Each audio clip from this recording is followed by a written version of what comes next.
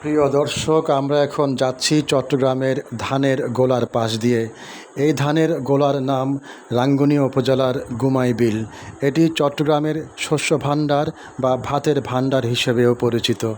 চট্টগ্রাম কাপ্তাই সড়কের পাশে রাঙ্গুনিয়ার নিশ্চিন্তাপুর পাহাড়ের পাদদেশে চন্দ্রঘোনা, কদমতলী, মরিয়মনগর, হোসনাবাদের বিস্তীর্ণ এলাকায় এটির অবস্থান। এটির আয়তন প্রায় ৩,০০০ হেক্টর বা ৩০ বর্গ কিলোমিটার। বৃহত্তর চট্টগ্রাম অঞ্চলের বিলগুলোর মধ্যে এটি সবচেয়ে বড়। প্রবাদ আছে, গুমাই বিলের এক মৌসুমের উৎপাদিত মোট ধান দিয়ে সারা দেশের ২.৫ দিনের খাদ্য সরবরাহ করা হয়। উপজেলা কৃষি সম্প্রসারণ অধিদপ্তরের তথ্যমতে গুমাই বিলে হেক্টর প্রতি গড়ে ৪ থেকে ৪.৫ টন ধান পাওয়া যায়। এই বিলে চাষ করে প্রায় ৭,০০০ কৃষক।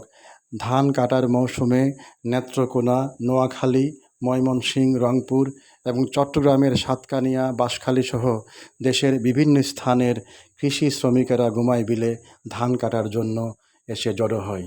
কিন্তু সরজমিনে দেখা যায়, গুমাই বিলে সম্প্রতি বাড়িঘর ও দোকানপাটসহ যত্রতত্র ব্যবসা প্রতিষ্ঠান গড়ে উঠেছে। এতে বিলটি দিন দিন ছোট হয়ে যাচ্ছে।